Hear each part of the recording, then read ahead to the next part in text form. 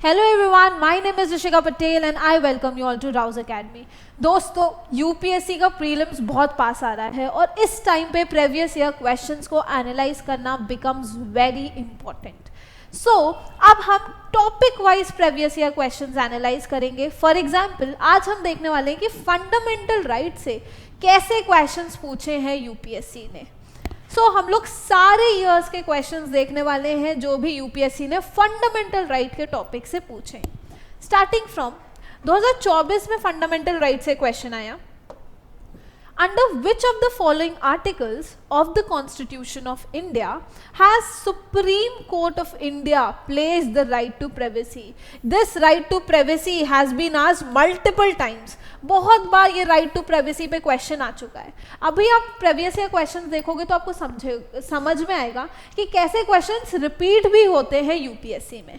Right to privacy जो है वो आर्टिकल 21 का हिस्सा है। केएस पुट्टास्वामी केस में सुप्रीम कोर्ट ने बोला that right to privacy is an intrinsic right under the right to life under article 21 of the constitution. So correct answer is D, article 21. Next, the Supreme Court of India has held in some judgment that the reservation policy made under article 16 clause 4 of the Constitution of India would be limited by article 335 for maintenance of efficiency of administration. This is true. article 335 के अंदर efficiency of administration की बात है। So efficiency of administration को maintain करने के लिए हो सकता है कि article 16 clause 4 के अंदर जो reservation policies हैं वो limit हो जाए। So this is limited by article 335 of the Indian Constitution. That is true. That means कि हमें efficiency को भी जो है वो साथ में लेकर चलना है। We need to think about the welfare, but at the same time maintain the efficiency in administration. ठीक है? So article 335 of the Constitution defines the term efficiency of administration. अब अगर आपने previous year question समझे हो, जब भी ये आ जाता है ना statement defines, तब थोड़ा सा ना आपको अलर्ट हो जाना चाहिए। क्यों? क्योंकि कॉन्स्टिट्यूशन में बहुत सारी चीज़ें डिफाइंड नहीं है। कॉन्स्टिट्यूशन रेफर करता है, बाकी फिर लॉज के थ्रू जो है वो आगे किया जाती है चीज़ें डिफाइंड, है ना। तो constitution has not defined the term. Article 335 में ये जो एफिशिएंसी ऑफ एडमिनिस्ट्रेशन का टर्म है ना, वो कॉन्स्टिट्यूशन ने डिफाइन नहीं किया है। ठीक है, तो करेक्ट आंसर क्या हो गया? सी हो गया। That is statement 1 is correct but 2 is incorrect. एक भी स्टेटमेंट गलत आता है ऑटोमेटिकली आंसर आ जाता है, इसलिए ये इजी भी हो जाते हैं। सो करेक्ट आंसर सी है। Statement 1 is correct but 2 is incorrect. देखो 2024 में राइट टू प्राइवेसी आया था, 2021 में फिर से राइट टू प्राइवेसी आ गया। Right to privacy is protected under which article? Article 21। तो अगर आपने 2021 का पेपर सॉल्व करके गए होते ना, 2024 में वो 2 मार्क्स आपके ऐसे ही मिल जाते, राइट? क्योंकि राइट टू प्राइवेसी आर्टिकल 21 का हिस्सा है। Again asked. Next, judicial custody means an accused is in the custody of the concerned magistrate and such accused is locked up in the police station and not in jail. ये गलत है। यहाँ तक सही था कि कस्टडी ऑफ द मैजिस्ट्रेट, लेकिन जो अक्यूज्ड होगा ना वो जेल में लॉकअप होगा। अब वो पुलिस कस्टडी में नहीं है, अब वो जुडिशियल कस्टडी में है। ठीक है, तो अब वो जेल में होगा, जेल अथॉरिटीज देखेंगे एंड नॉट द पुलिस। तो ये जो है वो स्टेटमेंट गलत हो गया। ठीक है, during judicial custody the police officer in charge of the case is not allowed to interrogate the suspect without the approval of the court. This is true कि without the approval of the court जो है वो suspect को interrogate नहीं कर सकते हो। So correct answer is 2 only. correct answer क्या हो गया? 2 only. next, थोड़ा सा यहाँ पे नंबरिंग का इशू है। चलो, when the prisoner, this is 1 only and this is 2, है ना। चलो, when a prisoner makes out a sufficient case parole cannot be denied to such a prisoner because it is a matter of his or her right. नहीं भाई, parole जो है is not an absolute right, है ना. parole claim आप मांग सकते हो, लेकिन जरूरी नहीं आपको parole मिल ही जाए. so it is not an absolute right. तो ये गलत है. सो ये गलत हो गया. The state government have their own prisoner release on payroll rules. ये सही है. प्रिजन जो है वो अपना स्टेट सब्जेक्ट है ही. सो ये जो है वो सही है. So only 2 is correct. So answer हो गया बी, दैट इज ओनली 2. ठीक है. नेक्स्ट 2021 में question, a legislation which confers on the executive or the administrative authority an unguided and uncontrolled discretionary power in the matter of application of law violates which of the following. So अगर किसी को भी executive authority को, कार्यपालिका या प्रशासनिक प्राधिकरण को अगर अनियंत्रित पावर दे दी, तो वो कौन से आर्टिकल को वायलेट करेगा? वो आर्टिकल 14 को वायलेट करेगा, क्योंकि सब लोग इक्वल हैं, है ना. राइट टू इक्वलिटी को वायलेट करेगा. Equality before law and equal protection of law, कानून के सामने सब समान है. और अगर किसी को एक को बहुत ज्यादा पावर दे दी तो ये इक्वलिटी को थोड़ा वायलेट कर रहा है. तो this is violating article 14. Easy question, fundamental right से. चलो, what is the position of right to property in India? Legal right that is available to any person. सबको अवेलेबल है और लीगल राइट है. पहले राइट टू प्रॉपर्टी एक fundamental right हुआ करता था. अब जो है वो right to property as a fundamental right हट गया है and it is now available as a legal right that is available to all the persons. तो बी इज करेक्ट. ठीक है. Next, which one of the following, 2020 में question पूछा. अब which one of the following categories of fundamental right incorporates the protection against untouchability as a form of discrimination? तो कौन से fundamental right के अंदर untouchability के against बात की गई है? right against exploitation, right to freedom, right to constitutional remedy and right to equality. So this is article 17, that is right to equality. Article संविधान में आर्टिकल 14 से लेके आर्टिकल 18 राइट टू इक्वलिटी से डील करता है. उसमें ही राइट टू इक्वलिटी के अंदर जो है वो हमने अनटचबिलिटी को भी प्रोहिबिट करके रखा हुआ है आर्टिकल 17 के अंदर. So this also comes under right to equality. ठीक है. Right to equality D. Now 19 में क्वेश्चन, मतलब हर साल जो है वो फंडामेंटल राइट से आप नोटिस करो, हर साल एक क्वेश्चन आता है. मतलब 2 मार्क्स आपके एक चैप्टर से आ रहे हैं, है ना. Which article of the constitution of India safeguards the one's rights to marry a person of one's choice? अगर मेरी इच्छा है, मुझे जिससे शादी करनी है ना, that is my right to life.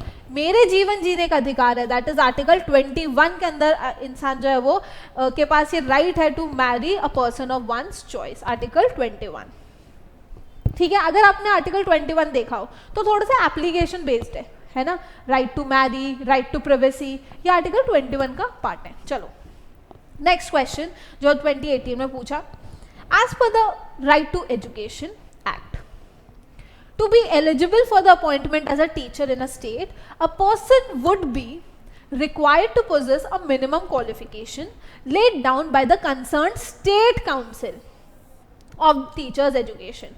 ये गलत है.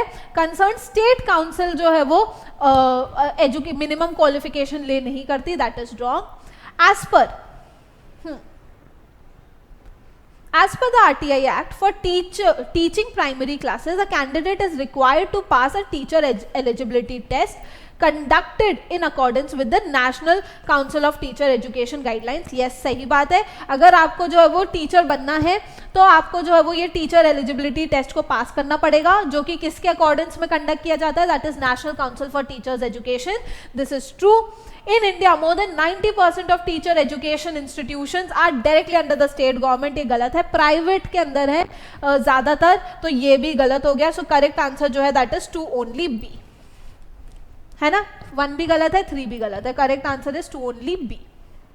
नेक्स्ट क्वेश्चन क्या है? Right to privacy. फिर से ये तीसरी बार है राइट टू प्राइवेसी पूछ लिया है. कितना फेवरेट टॉपिक है यूपीएससी का. देखो राइट टू 2018 में पूछा है ना, 2021 में पूछा, फिर 2024 में फिर से पूछा right to privacy is protected as an intrinsic part of right to life. और देखो इस बार ये क्वेश्चन में पूछा था, अगली बार जब 2021 में पूछा तो उसने ऑप्शन में ये राइट टू लाइफ डाल दिया है ना। तो अगर आपने प्रीवियस ईयर क्वेश्चंस अच्छे से पढ़े हो ना, आपके मिनिमम 10 मार्क्स तो प्लस कर लो अपने, है ना। तो इतना इंपॉर्टेंस है प्रीवियस ईयर क्वेश्चंस का। तो right to privacy is protected as an intrinsic part of right to life and personal liberty, that is article 21 का पार्ट है। ये उसने क्वेश्चन में ही पूछ लिया। विच of the following in the Constitution of India correctly and appropriately implies the above statement। मतलब कि article 21 और क्या ही है, आर्टिकल 21 बस उसका आर्टिकल है और क्या है, right. Article 21 and guaranteed in part 3, yes, है ना। तो करेक्ट आंसर जो हो गया वो सी हो गया। ये आर्टिकल 21 का हिस्सा है। अगर आपको इतना पता हो कि आर्टिकल 21 ही right to life and personal liberty से डील करता है तो ही आंसर हो जाता है, उसके अलावा कुछ करने की जरूरत ही नहीं थी। इतने इजी क्वेश्चंस आए हैं। राइट टू वोट, देखो right to vote and to be elected in India. अगर फंडामेंटल राइट्स पढ़े हो तो आपको याद होगा कि फंडामेंटल राइट नहीं है वोट करना, ठीक है। It is a constitutional right, article 326 है ना। आर्टिकल 326 के अंदर it is a constitutional right, right to vote and to be elected, लेकिन it is not a fundamental right, ठीक है। So correct answer is C. Next 2017 में question पूछा, which of the following are envisaged by the right against exploitation, right against exploitation in the constitution of India. So right against exploitation के अंदर दो rights आते हैं, ठीक है। कौन कौन से rights? Prohibition of traffic in human being and force labour, yes, article 23 है ना। And prohibition of employment of children in factories and mines, article 24। So article 23 and article 24 जो है वो राइट अगेंस्ट एक्सप्लॉयटेशन के अंदर आते हैं। अगर आपने प्रीवियस ईयर क्वेश्चन समझ लिया हो तो abolition of untouchability, right to equality के अंदर आते हैं। तो ये जो है वो गलत हो जाएगा, 2 गलत हो गया, जहां जहां पे भी 2 है काट दो, ऑटोमेटिकली आंसर आ गया 1 एंड 4। क्या अनटचेबिलिटी जो है वो राइट अगेंस्ट एक्सप्लॉयटेशन के अंदर नहीं आती, अनटचेबिलिटी तो right to, abolition of untouchability तो राइट टू इक्वालिटी के अंदर आ रही है। सो आर्टिकल 23 दैट इज हमें ट्रैफिक ह्यूमन बीइंग में, फोर्स लेबर में ट्रैफिकिंग कम करनी है, और employment of children in factories वो भी जो है वो प्रोहिबिट करना है, that is article 23 and 24। So correct answer is C. आए समझ में? बहुत ज्यादा रिपीटेशन है फंडामेंटल राइट्स के चैप्टर में, अभी देख लिया आपने, है ना। Next question, consider the following, right to education, right to equal access to public service, right to food. Which of the above is are human rights under the universal declaration of human rights. तो कौन कौन सी चीजें जो है वो, कौन कौन सी आपको ह्यूमन राइट्स देखने को मिल रहा है? क्या राइट टू एजुकेशन एक ह्यूमन राइट है? Yes. Right to food, yes. Right to equal access to public service, yes, everything, है ना। तो ये तीनों ही जो है वो human rights, universal declaration of human rights के अंदर एक वो है, ह्यूमन राइट्स हैं। So all 3 are correct, correct answer is D. Next, in India if a religious sect community is given the status of national minority, ठीक है, कोई ऐसा धर्म सेक्ट है जिससे जो है वो नेशनल माइनॉरिटी का स्टेटस मिल गया है, what special advantages is it entitled to? It can establish and administer exclusive educational institutions, yes, minority educational institution establish कर सकता है आर्टिकल 30 के अंदर। फंडामेंटल राइट्स याद करो, आर्टिकल 30 में माइनॉरिटीज के पास राइट्स है, वो अपने माइनॉरिटी एजुकेशनल इंस्टीट्यूशन सेटअप कर सकते हैं।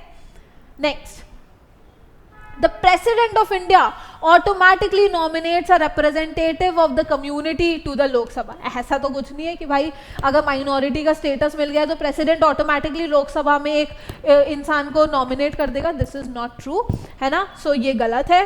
सो 2 जैसे ही एलिमिनेट हुआ, 2 एलिमिनेट कर दो, है ना। अब आपके पास गया तो मतलब 1 तो एकदम ही सही है, आता भी ना हो तो भी 1 तो सही है।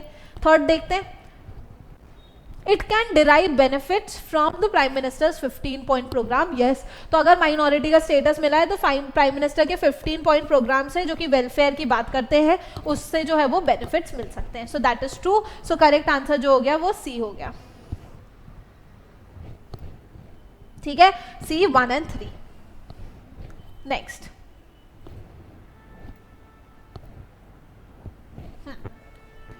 Article 301 pertains to the right to property, नहीं भाई, freedom of trade, commerce and intercourse की बात करता है आर्टिकल 301, है ना। तो राइट टू प्रॉपर्टी किसके अंदर है, आर्टिकल 300A के अंदर है। तो आर्टिकल 300A जो है वो राइट टू प्रॉपर्टी की बात करता है, नॉट आर्टिकल 301। तो 1 गलत हो गया, 1 जैसे ही गलत हुआ 2 option automatically eliminate. Next, right to property is a legal right and not a fundamental right, सही बात है, लीगल राइट है, कॉन्स्टिट्यूशनल राइट है, not a fundamental right. Article 300A was inserted in the Constitution of India by the Congress government, नहीं भाई जनता party, at the center 44th Constitutional Amendment के through insert हुआ था। यस, आर्टिकल 300A जो है वो 44th Constitutional Amendment के through insert हुआ था, but it was not during the period of Congress government, ठीक है, it was during the period of जनता। सो ये भी गलत हो गया, आंसर हो गया अपना 2 ओनली, ठीक है। सो करेक्ट आंसर हो गया A, that is 2 only. Which article of the constitution, 2004 में, अब हम लोग 2004 तक पहुंच गए हैं। Which article of the constitution of India says no child below the age of 14 years shall be employed to work in any factory or mine or engaged in any other hazardous employment?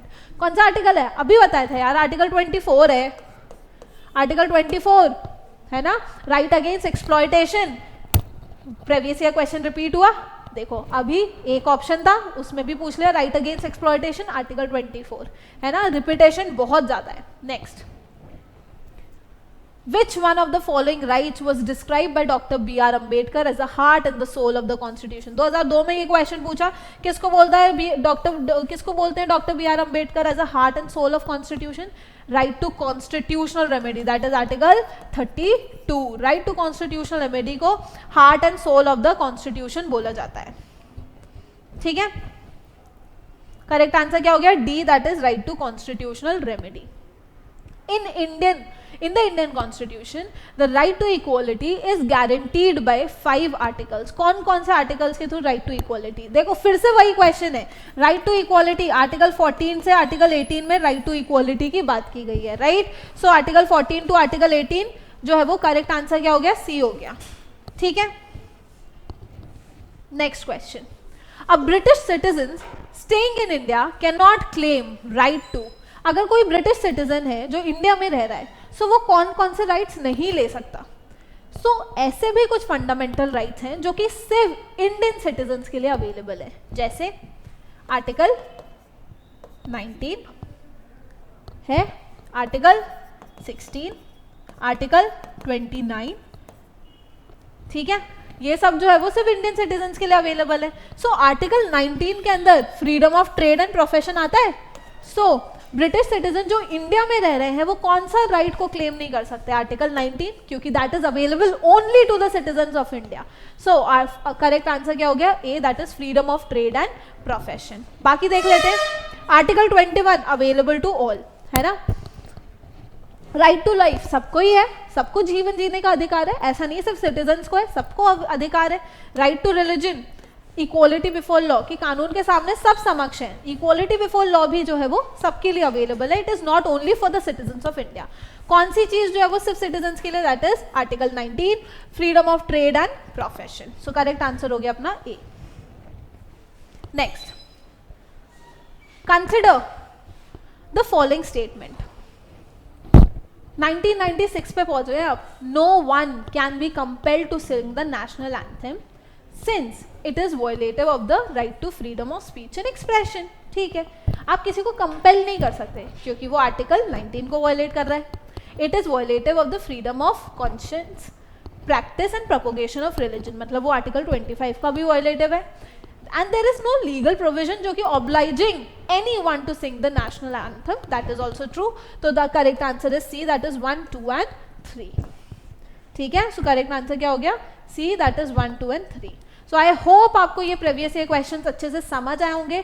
कितना ज़्यादा repetition है, अगर आपने in previous year questions को अच्छे से पढ़ लिया, सो आपके जो है वो मिनिमम जो है वो 10 मार्क्स तो पक्के हैं।